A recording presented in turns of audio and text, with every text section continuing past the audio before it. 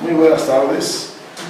Hoy vamos a ver el libro de Eclesiastés y para espanto de algunos y para sorpresa de otros, es el libro donde un rey llamado Salomón escribió con la intención de encontrar el significado de la vida.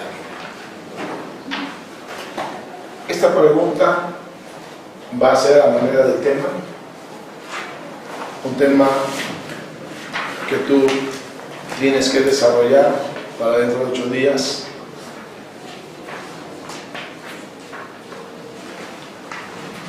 Y que se deriva pues de la pregunta: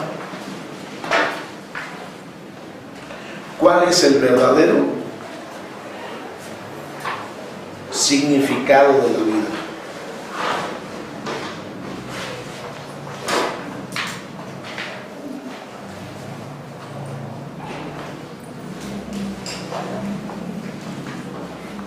Ahorita atendí a una persona nueva desde este domingo que estuvo con nosotros y tiene 43 años.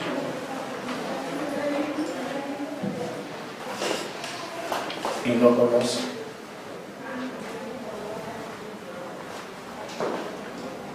El significado de la vida. Si yo te preguntara a ti, joven, cualquiera de los 3 que hay aquí, 4, ¿cuál es el significado de la vida, a grosso modo? El significado de la vida, para mi punto, es encontrar a Dios. Jesucristo menciona: yo soy el camino, la verdad y la vida. En ese punto, el significado es encontrarlo a Él para empezar a vivir el verdadero propósito que el humano tiene en esta tierra. Perfectamente bien contestado. ¿Alguien más? Conocer el sentido de por qué fuimos creados y conocer a su creador. Por ejemplo, Salomón se va a interesar más en los valores, se va a interesar más en el materialismo y se va a interesar mucho en los placeres.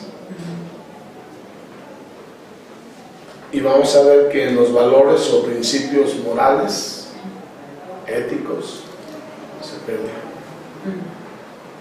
En los placeres le dio una desenfrenada a la vida, no tuvo frenos, no tuvo límites. Y también es un hombre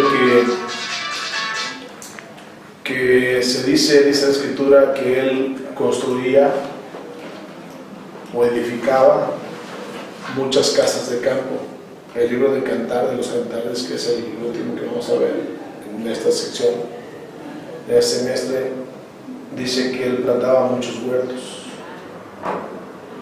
muchos árboles, y donde metía trabajadores. Entre ellos ahí está la morenita, que se hace su novia, tiene una relación otra vez sensual ahí. Y entonces es un hombre que tiene muchas propiedades. Simplemente la Casa Real era un tipo de casa de los Estados Unidos, la Casa Blanca, con los mejores materiales, llámese oro. Entonces él procura darnos una reseña, pero al final se siente amargoso, frustrado, porque comienza a decir y hablar en contra del materialismo, en contra de los placeres, en contra de muchas cosas donde él había depositado su confianza de que ahí encontraría el sentido de la vida. Y Eclesiastés ya está escribiéndolo en su recta final, ya anciano, Y entonces, pero ya está completamente destruido por todos los desenfrenos pues que tuvo en su vida joven. Y le va a hablar mucho al joven. Ya lo intentó en Proverbios, ya ahora lo va a hacer a través de Eclesiastes, de que el joven no se destruya a sí mismo, porque cada uno de nosotros nos podemos destruir a nosotros mismos con todas esas cosas. Entonces es un libro muy interesante, muy interesante. Por algo pertenece al canon pues bíblico, y sí va a presentar un temor a Dios,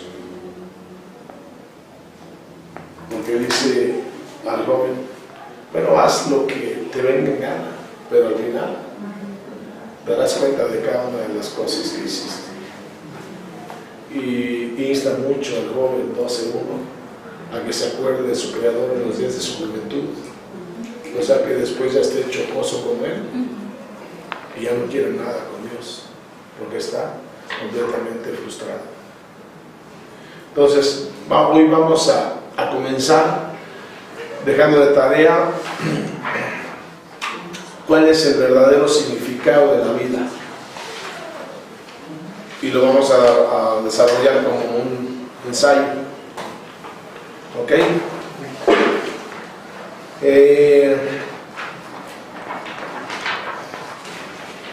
Anótenme en la parte de arriba, yo así lo puse. El efecto acumulativo, a manera de introducción.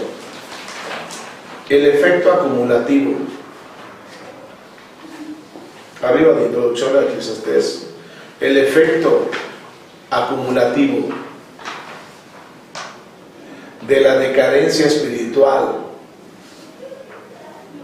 El efecto acumulativo de la decadencia espiritual de Salomón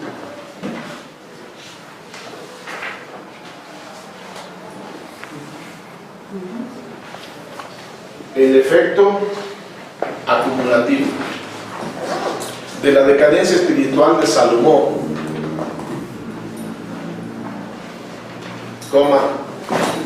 la idolatría y la vida de complacencia,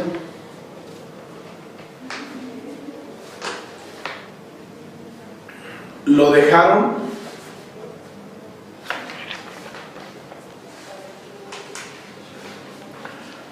al fin desilusionado del placer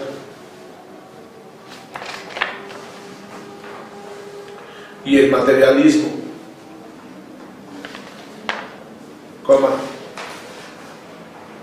como la manera de lograr la felicidad aparte de Dios y su palabra. Como la manera de lograr la felicidad aparte de Dios y su palabra. ¿Qué estamos entendiendo aquí? Que la decadencia espiritual de Salomón, 1. 2, la idolatría, otro camino que quiso buscar. Y tercero, la vida de complacencia en lo sensual. Dejaron desilusionado a Salomón mismo en su búsqueda de la felicidad.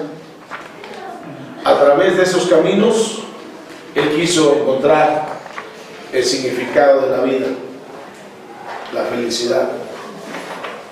Yo creo que indefectiblemente a cualquiera persona que detengamos en esta misma hora y le preguntamos esto,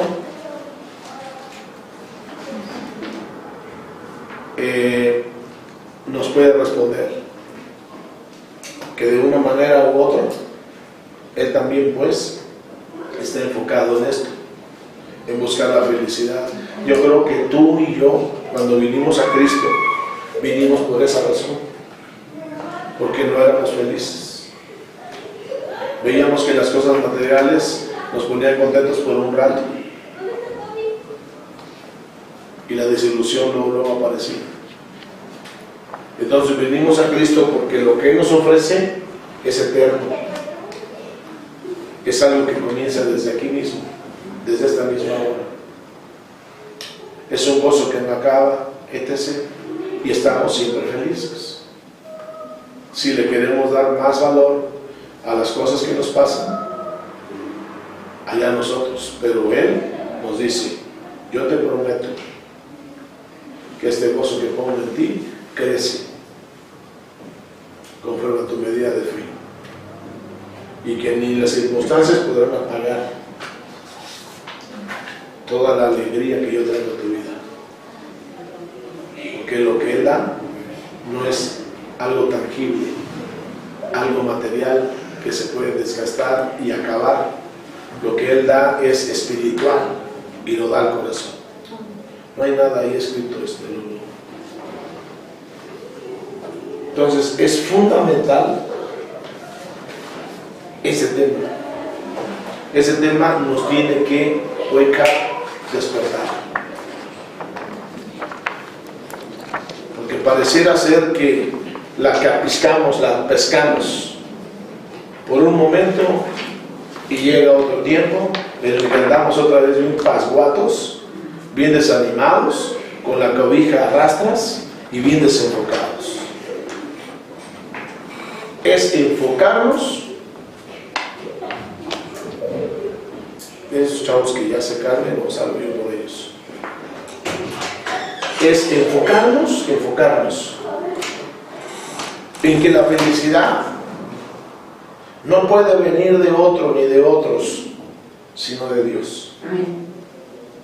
Él nos hizo con la bendición de que fuéramos felices estando aquí en la tierra.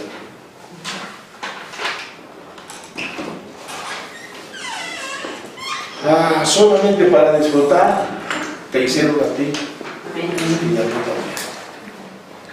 Sigan escribiendo. Él había tenido riqueza. Él había tenido riqueza, poder,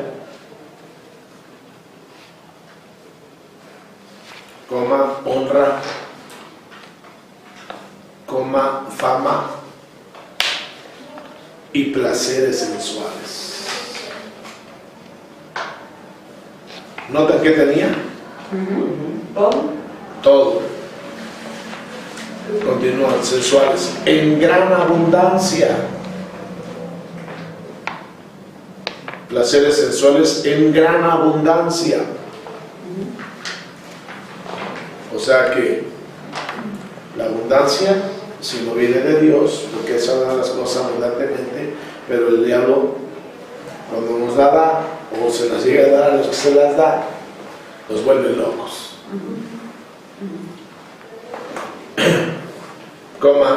Pero al fin resultaron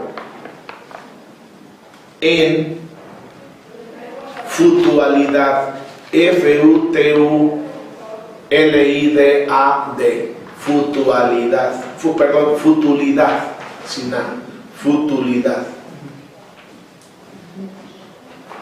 Algo que viene de la palabra de fatuo, algo que viene de la palabra vacío, como nefasto, y desilusión, en futilidad y desilusión. 1:2 de Eclesiastés, ¿qué dice? vanidad de vanidades, dijo el predicador, vanidad de vanidades, todo es vanidad. Ok, entonces él teniendo ¿qué? Riqueza, poder, Fama, honra, placeres sensuales en gran abundancia. Todo esto le vino como resultado, o le dio como resultado, vano, vacío, desilusión. Es increíble, ¿no? Ok, anótenme propósito, a un lado o atrás. Propósito.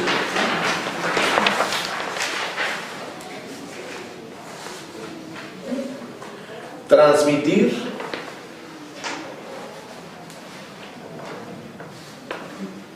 antes de morir, coma, su testimonio. Transmitir antes de morir, coma, su testimonio y sus desengaños personales, a fin de que los demás, coma, sobre todo los jóvenes,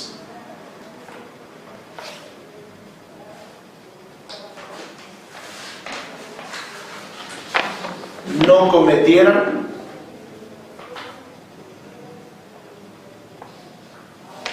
los mismos errores. Este hombre, Salomón, se va a describir luego entrando el capítulo y los versículos, se describe él como el Coelet, es decir, como el predicador, como el maestro. Y entonces es un maestro sabio que quiere enseñarle a los hombres, a las personas, pues, que el verdadero significado de la vida no se encuentra en ninguna cosa habida y por haber en este planeta, sino fuera del mismo, en Dios.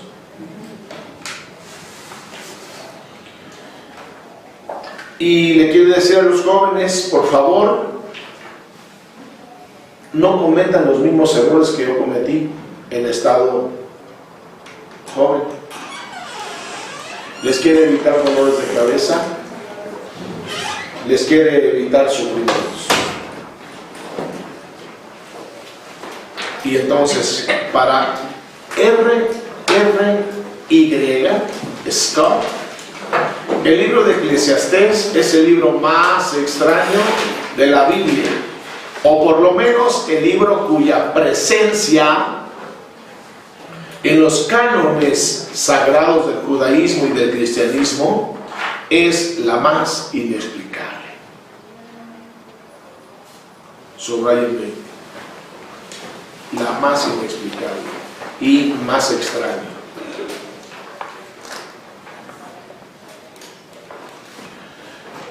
Además, porque el libro niega o ignora, subrayenme, niega o ignora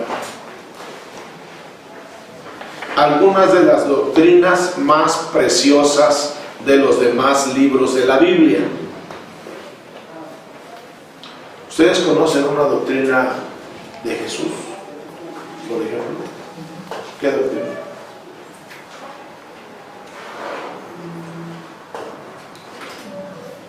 Doctrina es una enseñanza.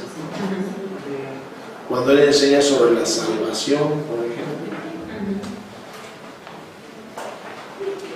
Entonces, aquí está diciéndonos esto, que parece ser que el libro de Eclesiastés niega o ignora algunas de las doctrinas más preciosas de los demás libros de la Biblia.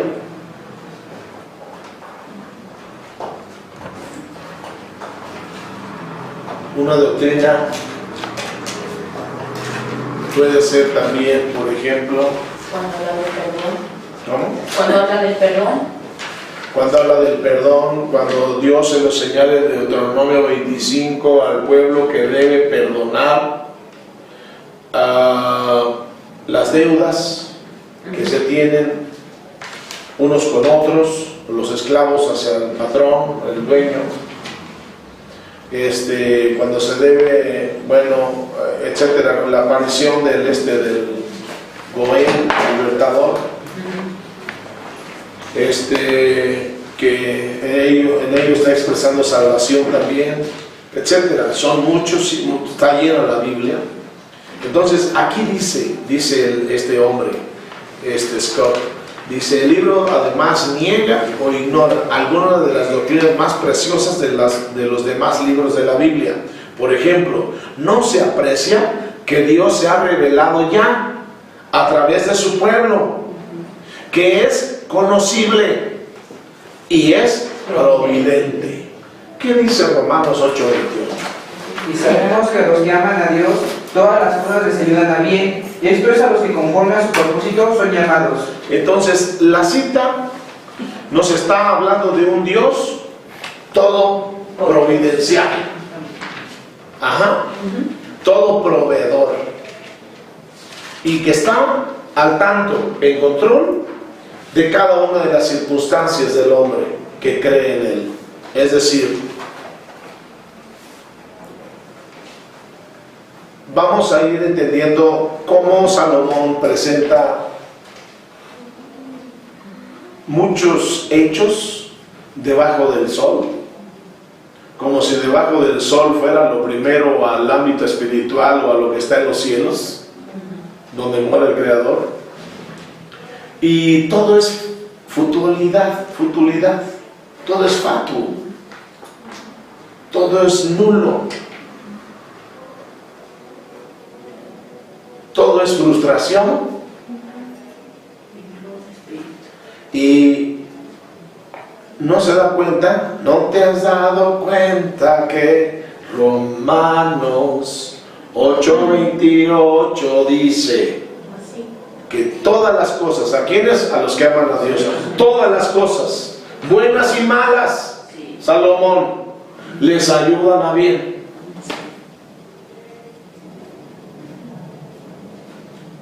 Entonces, él pareciera ser que ignora que nuestro Dios es un Dios de propósitos, que nuestro Dios es un Dios que está en control de todas nuestras circunstancias. Por eso dice este hombre, Scott, este libro o niega o ignora, y además es bien extraño, y además es inexplicable. El libro de Eclesiastés. Pero va a ser de gran utilidad para tu vida y la mía.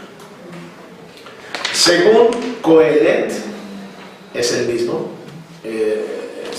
Salomón, el autor de Eclesiastés, la muerte acaba con todo.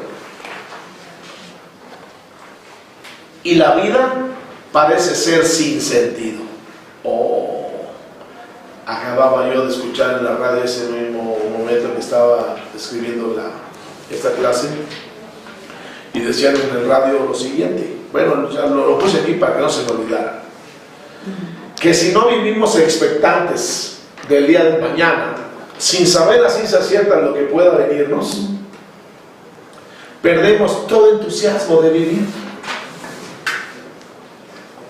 Si tú y yo supiéramos que el día de mañana vamos a hacer esto y aquello y nos van a salir las cosas exactamente así, perdemos todo entusiasmo y nos volvemos autómatas, monótonos, aburridos y amargados. ¿Qué de nuevo hay debajo del cielo? Ahora sí, debajo del sol, diríamos. Así como hoy pasó, mañana volverá a pasar. Entonces no hay nada nuevo que esperar. Puedes decir, ¿qué traigo en la bolsa? Todo está en control, me voy a un centro comercial y me compro una buena chamarrita, etc. ¿Me entienden? Estás esperando el día de mañana con gozo, con alegría, con expectación, y decir, a ver si me encuentro a tal persona. Me encanta platicar con esa persona. Estás así con la expectación porque voy a pasar por ahí. Y así, pero hay algo así rico, ¿no? De decir, bueno, ya se viene el miércoles, día de cena.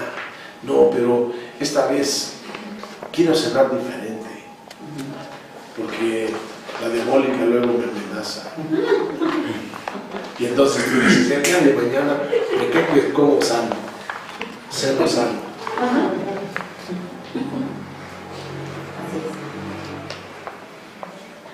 Entonces, siempre hay que vivir así. ¿Será o no será? Pero mañana lo descubro. ¿Ok? Continúa Coelet y dice, él, ¿quién? Salomón.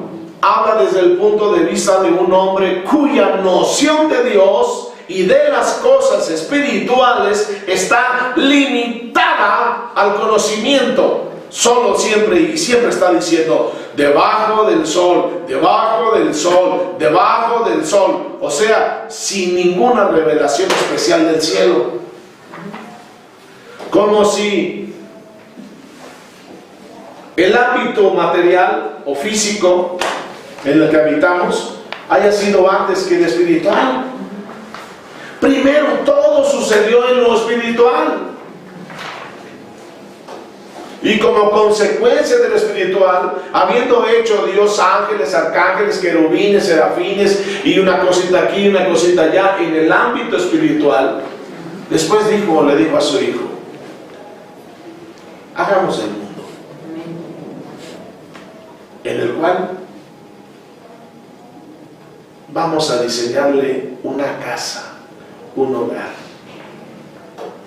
que sea confortable, agradable para ese hombre que tú y yo tenemos en mente, hijo.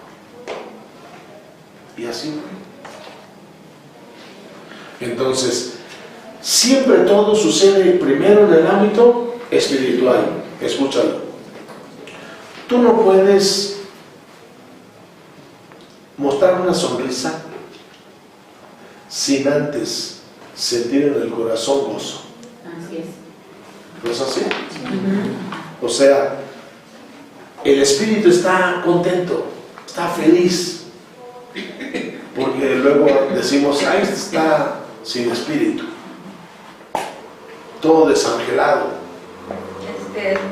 No por si lo escucharon de que decían que nuestra vida ya fue planeada desde hace muchos años, ¿no? O sea, desde la eternidad, pero que a veces nosotros queremos saber qué va a pasar y lo comparaban con un partido de fútbol diferido, que prefieren que no se lo cuenten aunque lo vean después para disfrutar el penal, o sea, y vivirlo así, disfrutarlo el medio tiempo, la angustia, todo, porque si ya sabe el resultado, pues ya no tiene chiste, ya no les sabía igual. Aunque el comentario cayó tantito después, pero está muy bien, porque hablábamos de disfrutar en el día a día, sin pretender conocer lo que podemos hacer mañana o venga mañana.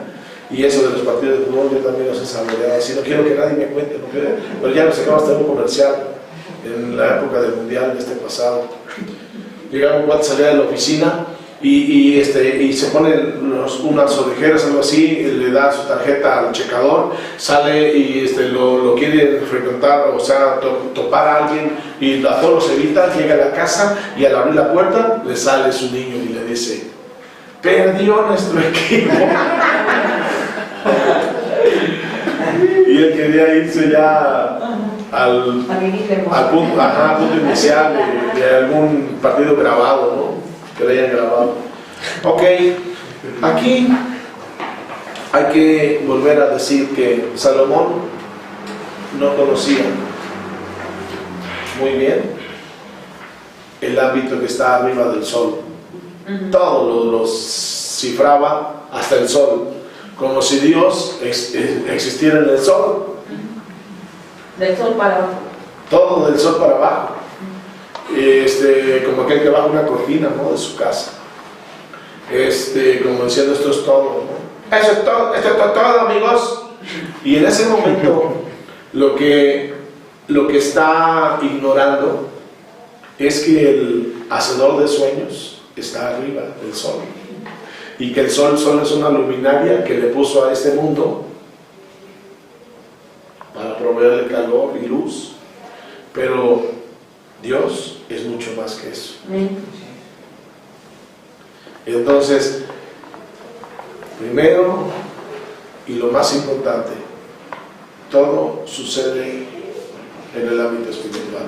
Él ignoró el libro de Proverbios, también dijimos, porque él no supo describir la vida de ultratumba. ¿Se acuerdan lo que platicamos? Y decía, no, pues ya, y se acabó todo. Así es de que coman y beban, Mañana moriremos. que mañana moriremos, casi una frase griega, pero él se la adjudicaba, ¿no? Entonces, prácticamente que ahí le faltó conocer lo que tú y yo, ahora que tenemos la Biblia completa, debemos saber qué hay más allá del sol, o sí, del sol. Un Dios creador que nos hizo para que estuviésemos unidos a Él en esta tierra y tuviéramos una vida eterna con Él. Consecuentemente, prevalece en el libro el espíritu de pesimismo y desilusión. La falta de satisfacción que el hombre experimenta en esta vida satura todo el mensaje del predicador. Pura desilusión y pesimismo hay aquí. Pero lo vamos a canalizar para bien. El autor se presenta a sí mismo no solo como un observador profundo de la frustración innata que acompaña la existencia, 1.8, 1.14, 1.15 y 5.8, sino también como quien ha experimentado en carne propia todas aquellas cosas que parecieran traer la felicidad, pero que al final se convierten en carga. En tu casa, lee por favor 1:16 al 2:11 y te va a hablar esas líneas que él se trazó para conocer la felicidad. Habla del placer, luego está en el 2, digo en el 1:16.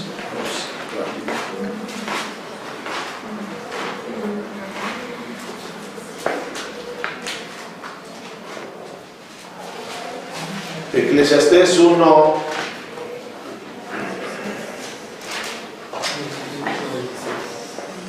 Bueno, en el 2.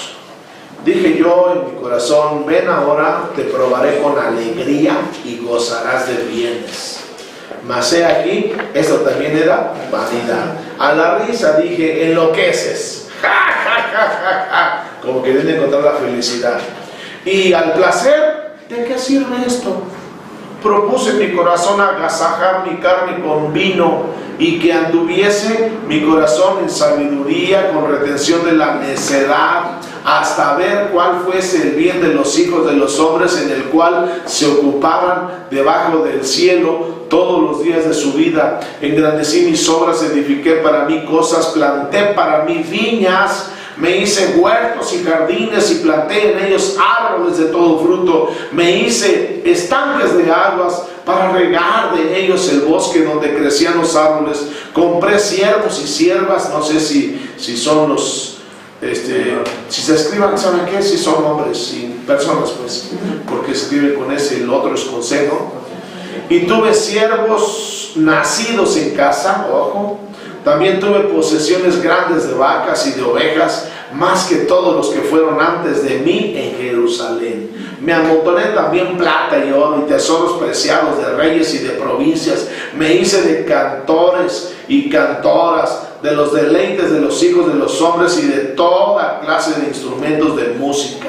Y fui engrandecido y aumentado más que todos los que fueron antes de mí en Jerusalén. A más de esto conservé conmigo mi sabiduría. No negué a mis ojos ninguna cosa que deseara, ni aparté mi corazón de placer alguno.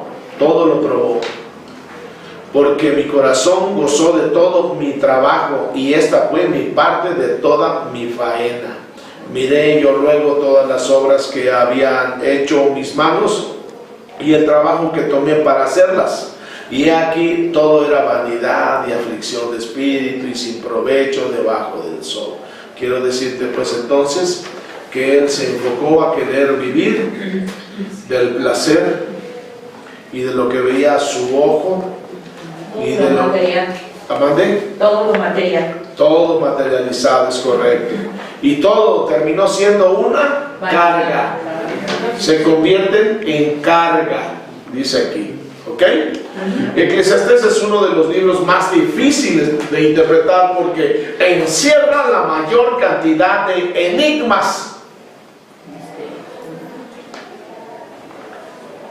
¿Se acuerdan de el campeón de los enigmas? Llamado Sansón, digo Sansón.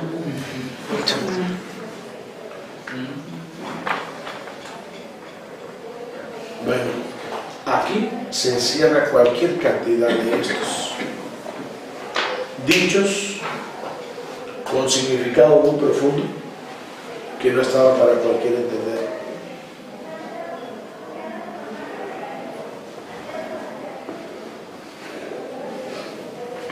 Parece estar lleno de contradicciones.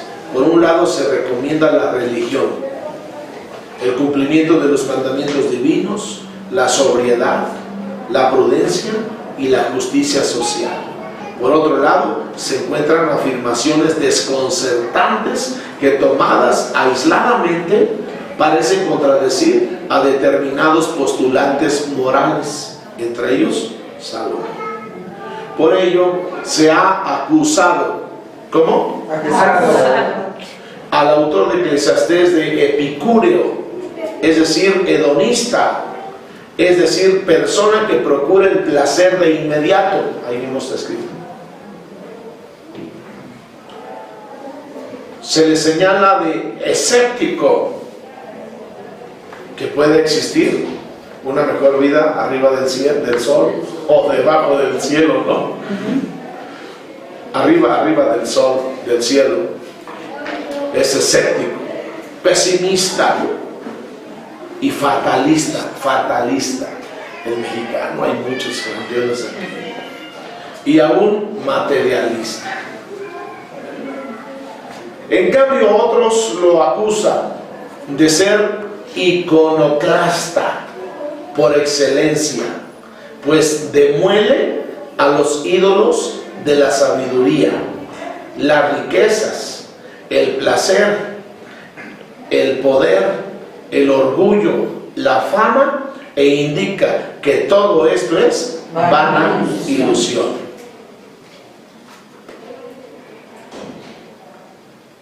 Iconoclasta, aquel demoledor de los sabios, de las riquezas, del poder, etc. En efecto, el autor parece que no es ni uno ni otro. Afirma reiteradamente que en los goces de la vida debe haber moderación, porque son dones de Dios, y por consiguiente condena todos los excesos. ¿Y él por qué tuvo tantos de estos? 1000 mujeres. Dijo la canción, al hombre le tocan 7 y yo apenas tengo 3. Entonces, ¿por qué te enfureces? Entonces, ¿por qué te enfureces? No, es que este cuate, bueno, este cuate. Una cosa de otra. No, sí, es que él condena. ¿Y por qué no se condena a sí mismo? De veras, es bien fácil hablarlo. Me quedo ya reflexivo después de que expreso esto con saña, con risa, con burla, pero me quedo viendo hacia adentro y le digo: Dios, ayúdame.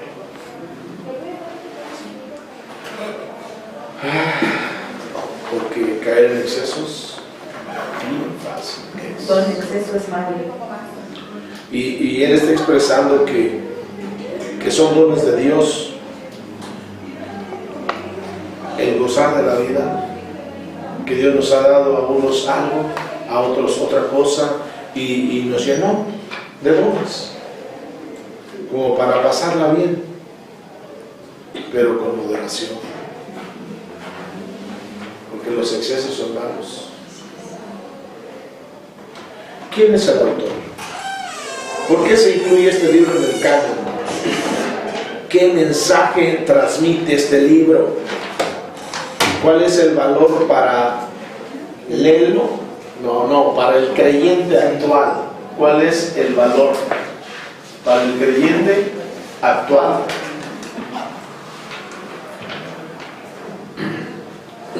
Esas preguntas nos van a llevar más directos. ¿Quién es el autor? ¿Por qué se incluye este libro en el canon? ¿Qué mensaje transmite este libro? ¿Qué mensaje transmite este libro? ¿Cuál es el valor para el creyente actual? Porque decimos, fue escrito hace 1000, son 1000, 2000, más 2000, 3000 años. Y diríamos, es un libro ya viejo. 1000 antes de Cristo, más 2000 de Cristo de haber venido. Pero tiene un gran valor para tu vida. A la actualidad. Exacto. Punto número 1, nombre, autor y fecha. El título hebreo para este libro es Coelet, término derivado de la palabra Kahal, que significa convocar a asamblea o dirigirse a una asamblea. Coelet se refiere probablemente al encargado de reunir a la asamblea y de dirigirle la palabra.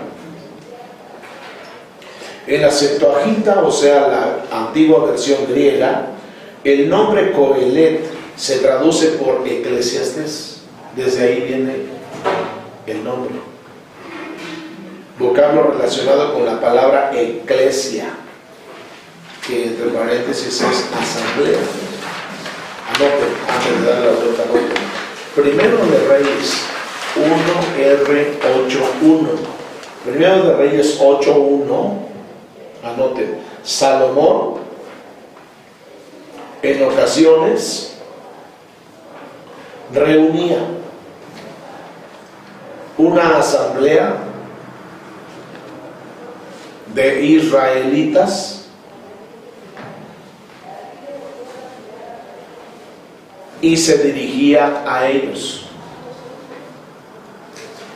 Por eso en el hebreo, a él se le nombra Coelet. Ajá.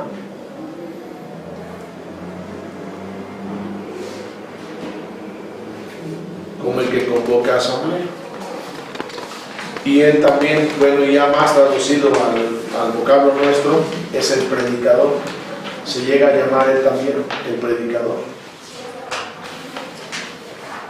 Por eso algunos, para referirse ya no sea con el nombre de Salomón, sino dicen el predicador dijo, el predicador dice así tal capítulo. No están refiriendo a este hombre, a Salomón. Eclesiastés equivale aproximadamente a orador público, predicador o maestro moralista. El autor así se denomina, el predicador, en el 1 al 2, 1:12, 7:27 y 12:8 al 10. Es probable que el título indique el papel del escritor, el predicador como líder maestro en una comunidad de sabios. 2. Autor y fecha. La paternidad literaria presenta problemas complejos. Hasta el tiempo de Martín Lutero, los cristianos lo atribuían, este libro, a Salomón. Eso viene en el cuestionario. En 1:1 parece indicar que este es el autor. Palabras del predicador, hijo de David, rey de Jerusalén. Otros pasajes, 1:16 al 17 y 2:6 al 7, también parecen referirse al monarca que sucedió a David como rey en Israel. Se piensa que escribió Eclesiastés como, subrayélo, un asunto sobre una ilusión, cuando ya era un anciano. Se dice que Proverbios lo escribió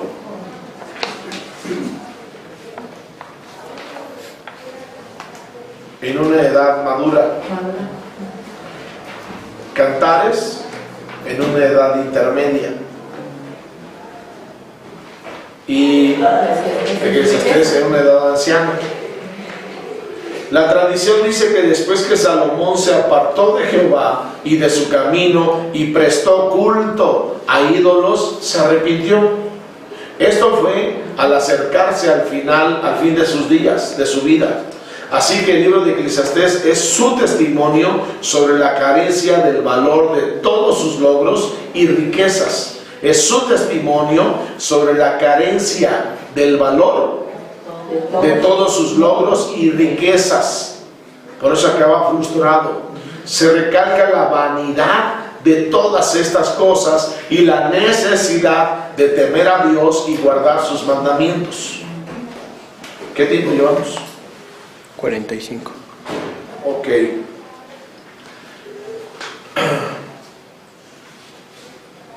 Quisiera yo nada más referir aquí cuánta razón tienen los escritores del Nuevo Testamento cuando en pasajes de Pedro, primera de Pedro 2:11 y otros más, y en Hebreos, habla mucho de que la vida del hombre debe de ser sin retenciones, sin retener ni casa ni ningún bien, porque debemos considerarnos como peregrinos o extranjeros, que estamos solamente de paso por esa vida. Si nosotros vivimos así, no vamos a ser acreedores ni a diabetes, ni a presión arterial. Hablo por mí. No estaremos preocupándonos por un infarto que nos pueda dar. Hay muchas enfermedades que nos vienen de eso. Entre el buscar la chuleta con mucho afán, donde solamente nos esclavizamos más y más a las cosas. Y escúchenlo, cuando venga Cristo se va a volver a repetir lo que fue desde el principio y que después dijo Job: desnudos vinimos al mundo, desnudos nos vamos de regreso del mundo. Entonces, ¿por qué tanto afán para las cosas? Si hoy quedó claro, gloria a Dios, y si no también, como decían de la película de los gigantes o algo así, si ganamos, glorificamos a Dios, si perdemos, lo glorificamos a Dios. Entonces, así de veras, y más para aquellos que les gusta dar o entregar la vida a una empresa, a una escuela, cuando que la escuela de la vida, que es la Biblia, la vida en Cristo debería ser lo primero. Nada nos vamos a llevar. Entonces, ningún aprensivo aquí. Todos con paz y gozo. Todos con paz y gozo. Y nada de que, ¿cómo estás, hermano? ¡En victoria! Shalom. Paz de Cristo. No les he dicho que eso, ya se les había dicho a algunos de ustedes, que eso, como lo detesto. Son palabras bien cargadas de religiosidad. Bueno, no lo sacaron, eso de paz de Cristo. A mí, dime la verdad. ¿Cómo estás, hermano? Pero el ¿cómo estás? Refiere.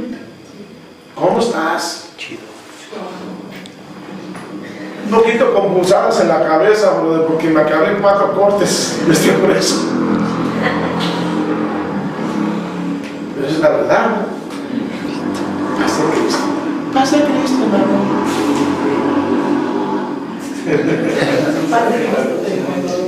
Mejor pan de Cristo.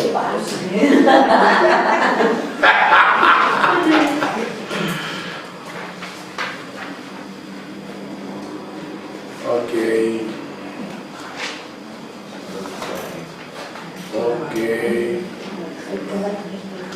B. Carácter del libro. Eclesiastés es filosófico en carácter, presentando cuestiones profundas acerca del significado y naturaleza de la existencia humana.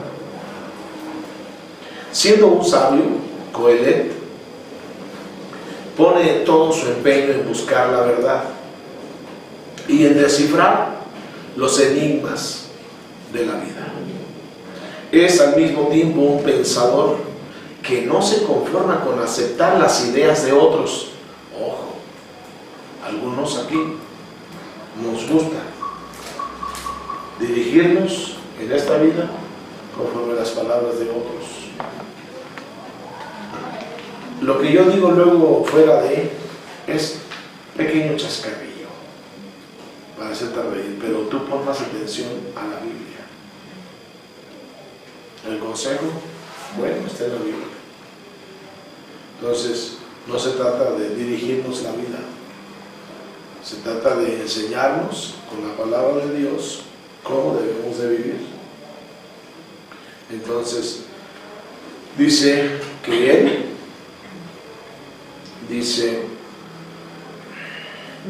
no se conforma con aceptar las ideas de otros o aprobar sin examen previo, ojo, como aquellos que van al poli o a la UNAM, solamente con un examen por ahí que les acercaron con una milenita, ¿qué? Una milanesa,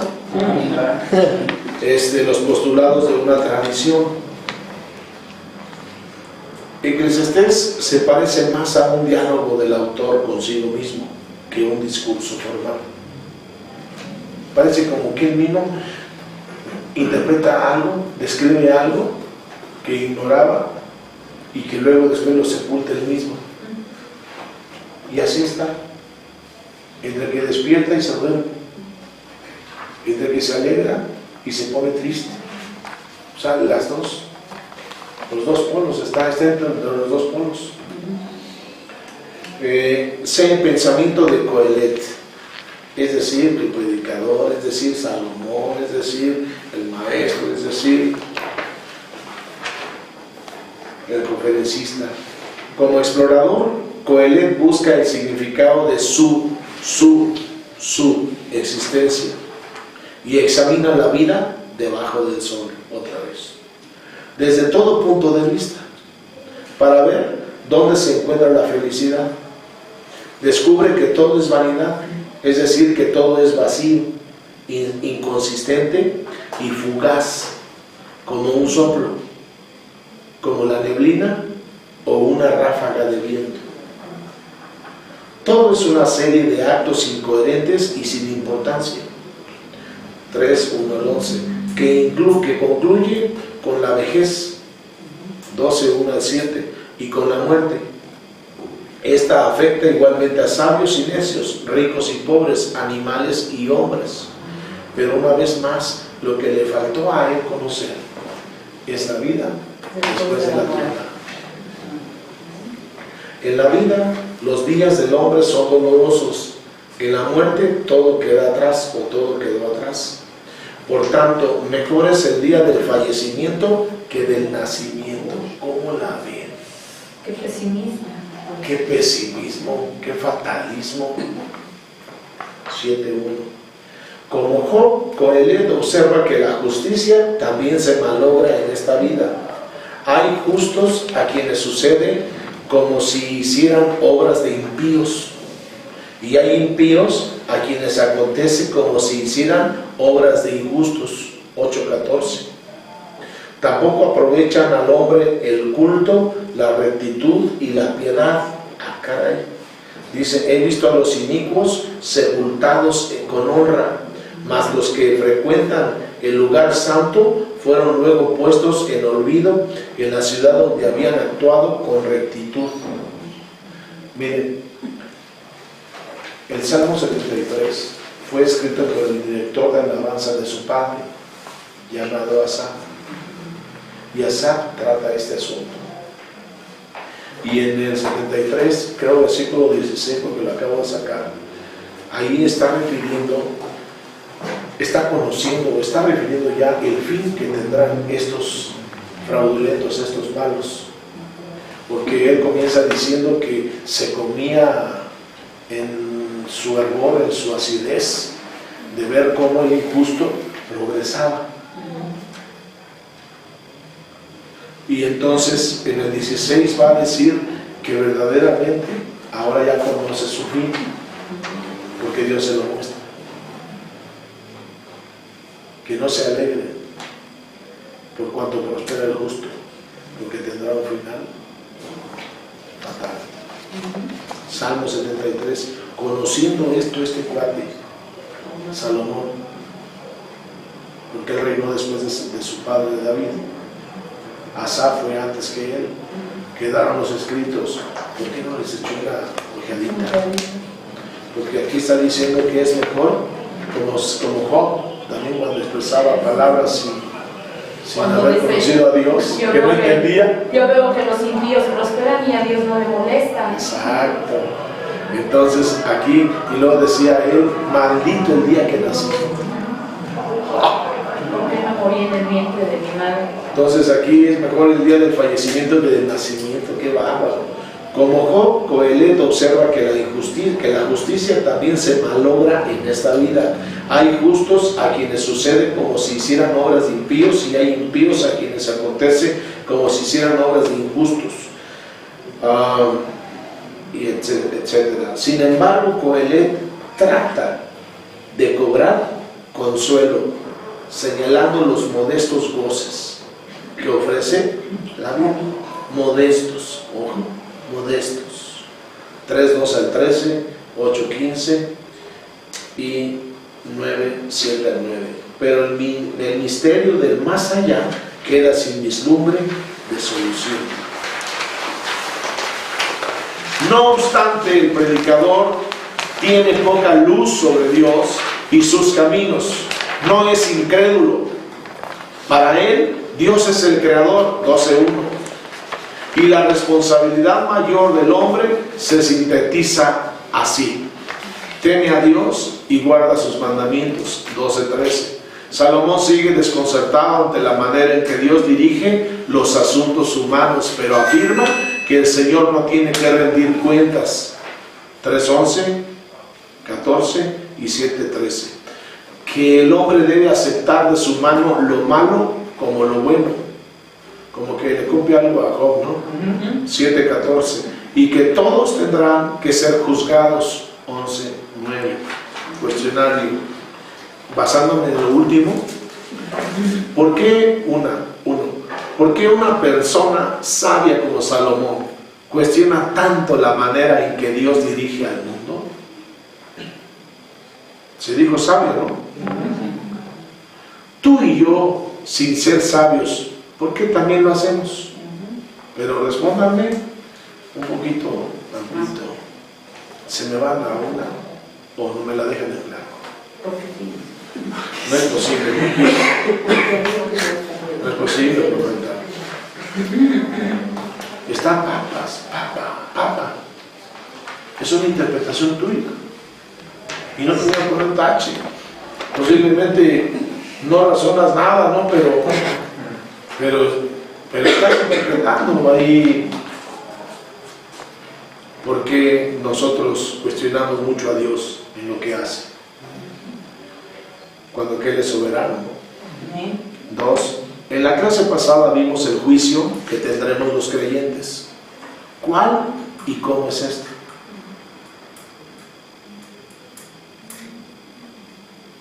Si les doy el pasaje, ya fueron enormes, pero lo debieron haber escrito.